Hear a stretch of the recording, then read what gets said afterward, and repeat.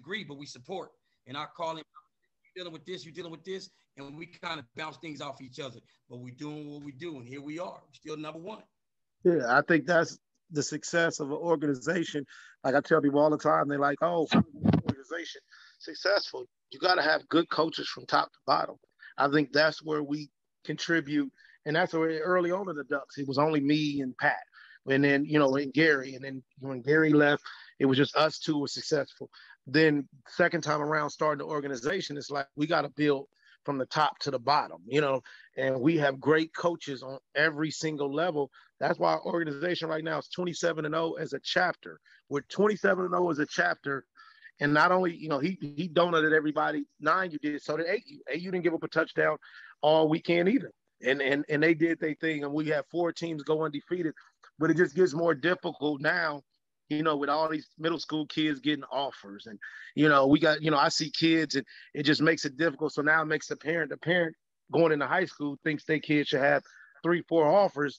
And and the bad part is when you see kids, I see kids, I'm not going to name no kids, but I see kids like, come on, you got to offer, you're 5'8", you're 140 pounds, and you got offers to, Alabama or whoever, and you're a quarterback, or you're 5'2" and you're a running back.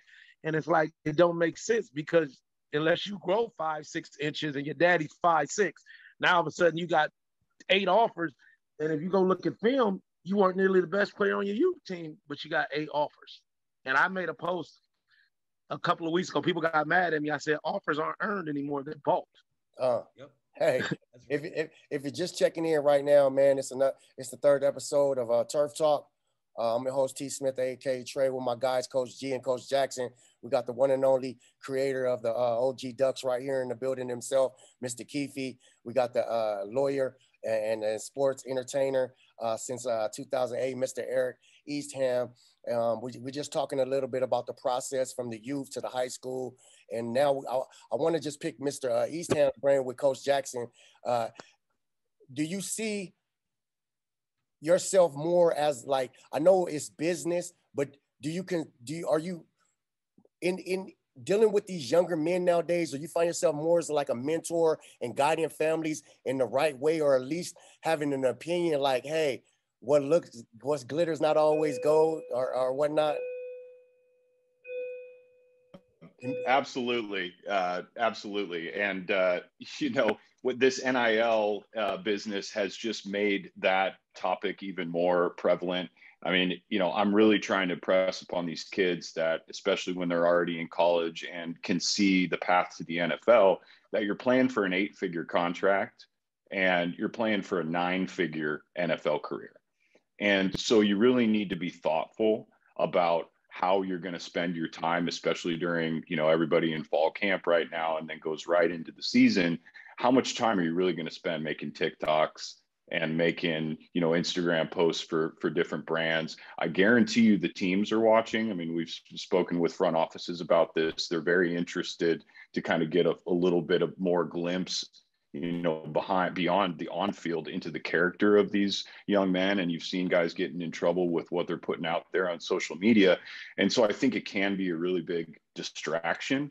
And as you guys talked about, these offers getting younger and younger and younger. And, I think it's great to motivate these young kids, at that level, but really you need to be thoughtful in keeping your eyes on the prize. I mean, Gary, I have a lot of respect for the way he interacts with his players. And to what he said earlier, it's not just about building, a team or shutting out, another team. It's about building these young men, and preparing them for life, whether it's as a football player in the NFL or in another profession. And so I was fortunate enough to host Gary and his 9U team, just to kind of, sit down and talk to them. What's a contract? What are you guys doing here? What other opportunities are out there for you?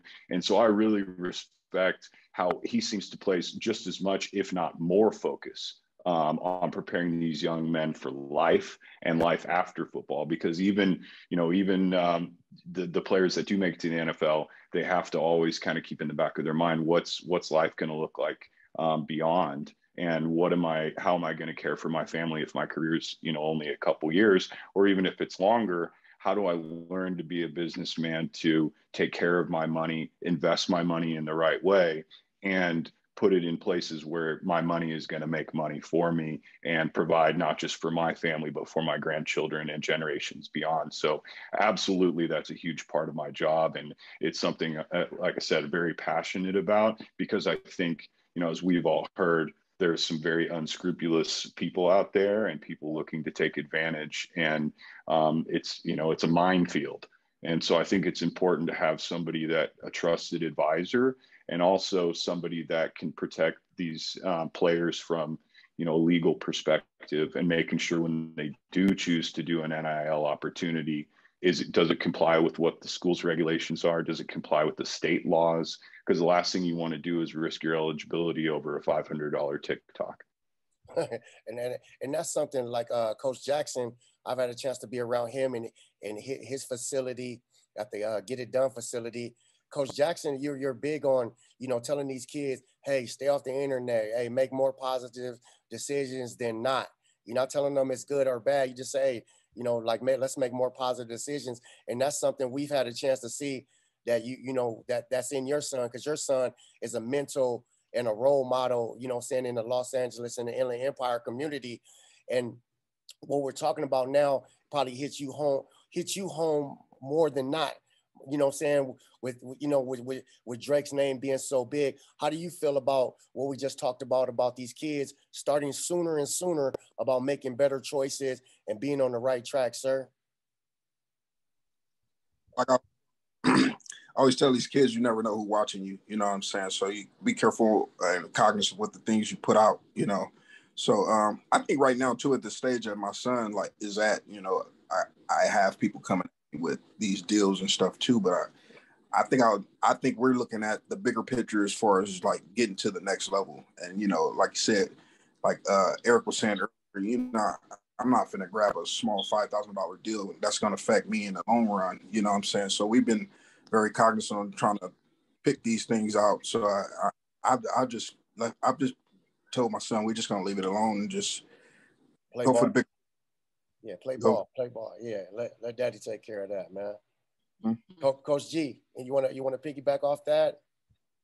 Yeah, I just personally feel like it's so important, because you only have one time to make your first impression, and we as mentors, as coaches, we gotta lead by example. They watch everything we do, and like Coach Jackson said, you never know who's watching, and I think we have to get back to old school, where you practice like you never won, but play like you never had a loss. It starts at home. It starts right there on the field.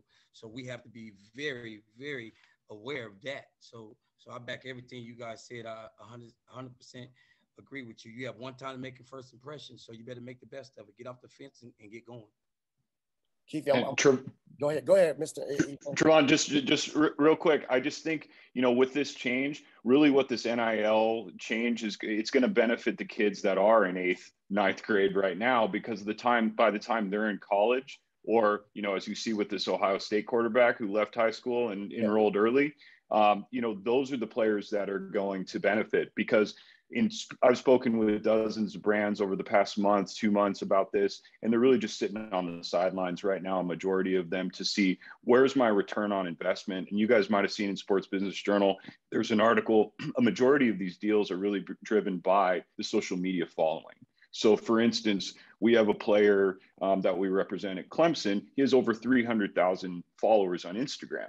He's getting a lot higher deals because there's already a proven return on investment in investing in a social media influencer, because you have guaranteed eyeballs that are going to see whatever post it is, right? Whereas, our defensive tackle at Alabama is 10,000. And so the numbers are directly corresponding right now to social media following. So it's not even really NIL endorsements for a lot of these kids. It's just a social influencer endorsement. I mean, somebody like Dennis's son, it's in a different, echelon there. But I think a majority is just driven by following at this point.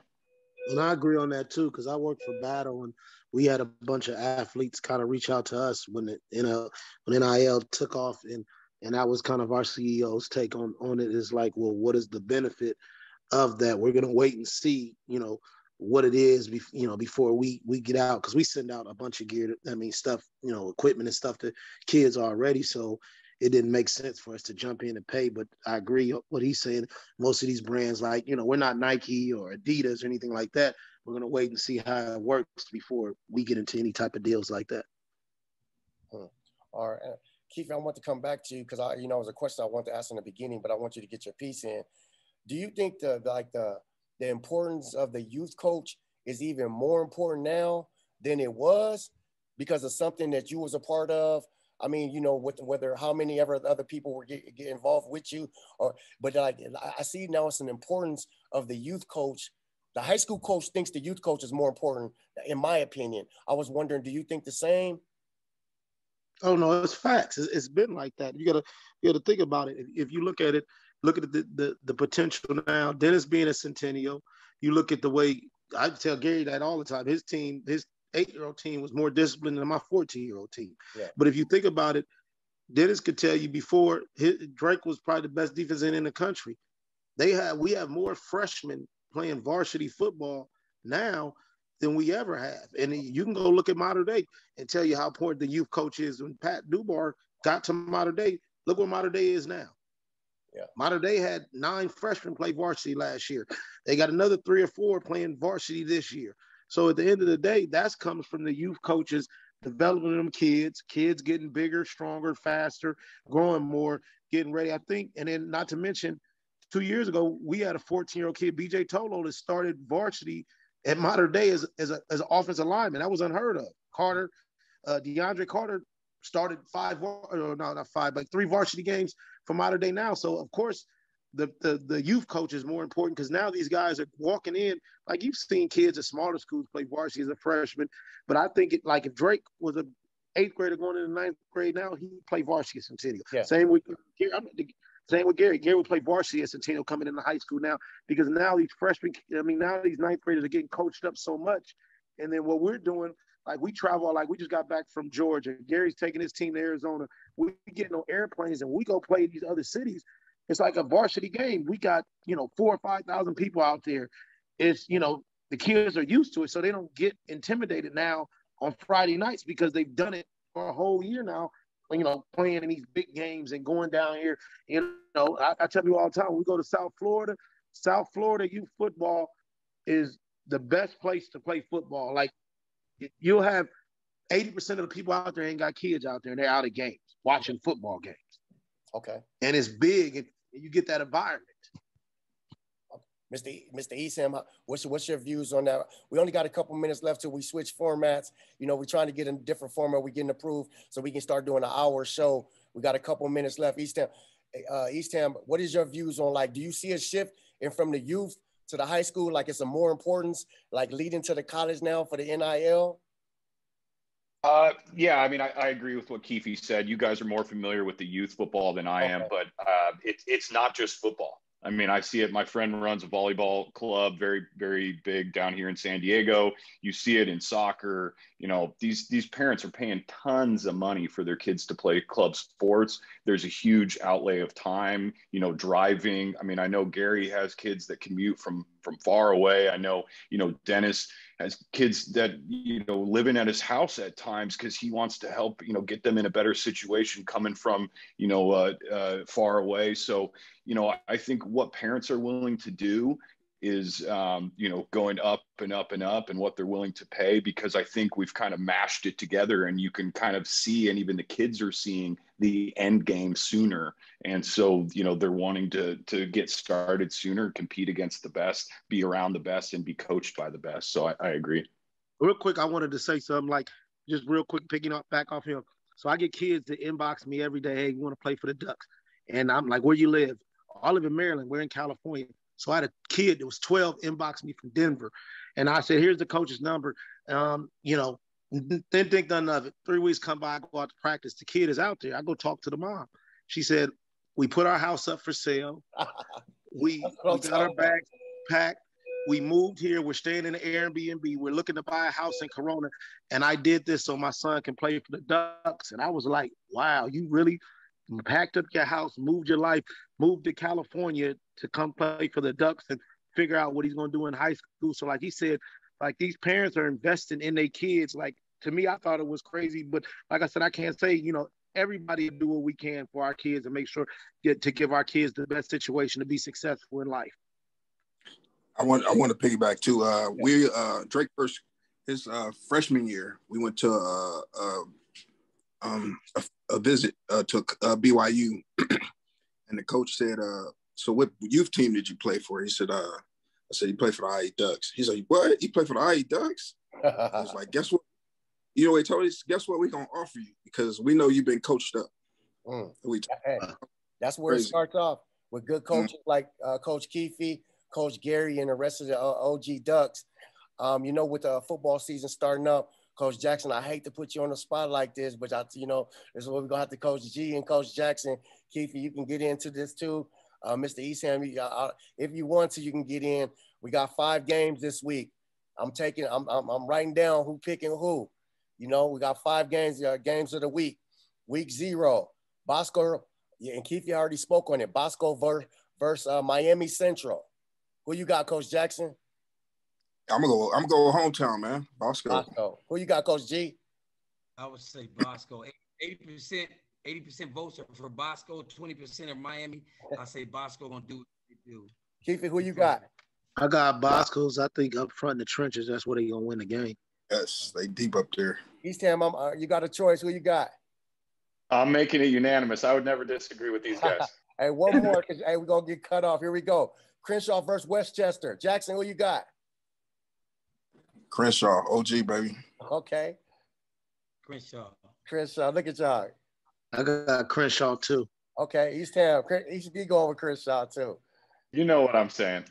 Hey, we got to do this. We got to bring you two specifically back again because I don't feel like we got enough information. I felt like this was about to be a tutorial. And so, look, it's episode 3 of Turf Talk. Man, it was a pleasure speaking to Mr. Keefe. Pleasure speaking to Mr. Eastham. Gary, I don't want the thing to cut off. Go ahead, give us your slogan of the day. What's the slogan of the day? What we talked about today was deeper than Titanic. Hey, again, it ain't about what you do 6. It ain't about being 1 and 6. It's about what you do when you are 1 and 6. No grind, no shine, baby.